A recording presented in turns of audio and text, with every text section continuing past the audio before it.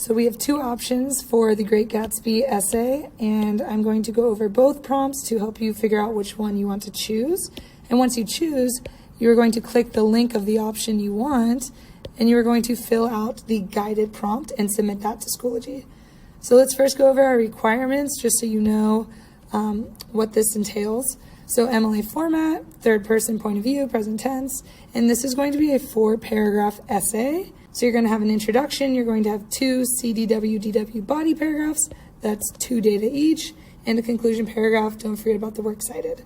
So 2 data per body paragraph, so a 4-paragraph essay. So let's look at our prompts and think about which one we want to choose. Our first option is, over the course of the unit, we've discussed and examined several texts, we've done close reading, and had discussions about the novel The Great Gatsby. The time has finally come to answer the question we started discussing at the very beginning of the unit. Using what you've learned so far, answer our question in a multi-paragraph essay. Is the American dream more likely to inspire or destroy an individual? So we are talking about the American dream and whether it's more likely to inspire or destroy an individual. So you're choosing one or the other. You have to choose. It cannot be both. It cannot be maybe this, maybe that.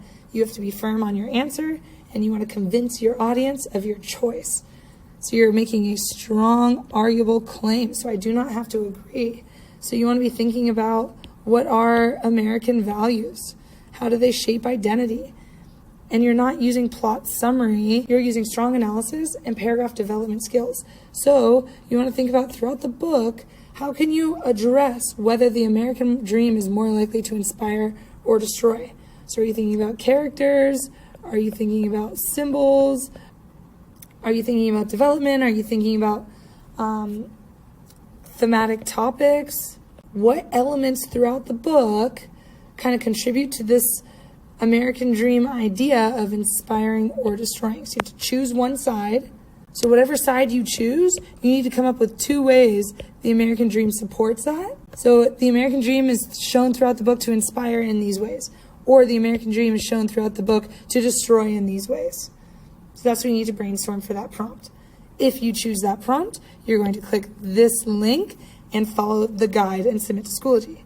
Our second option is, in a multi-paragraph essay, analyze how the climatic events in Chapter 7 help develop a theme of your choosing in The Great Gatsby. You must use specific examples to support your thesis while avoiding plot summary. Please explain the significance of your examples and how they shed a light on your theme. So you are using Chapter 7. Chapter 7, that is the climax of the book.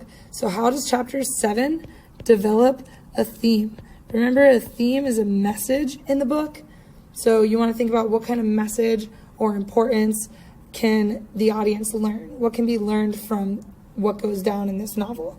How can I apply something from this book to my life? And then you want to think about, how does Chapter 7 get the audience to that message? How does Chapter 7 get us there? So the umbrella for this prompt, so your umbrella term for this prompt is the theme or the message or the learning of importance, whatever that is. And then underneath this umbrella, your ideas are going to be, what happens in Chapter 7 to get the readers there? So from Chapter 7, how do we get to that theme and message? So are there symbols that come into play? Are there character interactions? Is it characterization? Is it conflict? Are there certain literary tools that get the reader to those themes, to that message? So you need to choose first, what is your theme and message?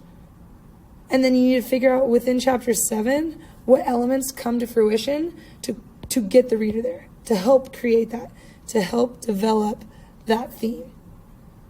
So you need to think about which prompt you want to choose. And if you want to choose prompt 2, you are going to fill out this guided prompt. So either way, you're filling out a guided prompt and submitting to Schoology. And just very quickly, they both look very similar. It's just different questions specific to your prompt. So you're going to go through each step, put in your responses. These ones are optional, 3 and 4. So you need to do 1 and 2, 3 and 4 are optional. And then you're putting together a thesis. So by next class, you'll have a thesis for your prompt. And Each of our examples have example frames on the very bottom to help you think about your thesis. So figure out which prompt you want, select your guided prompt option, fill it out, and submit to Schoology. So you're submitting your guided prompt to Schoology by next class.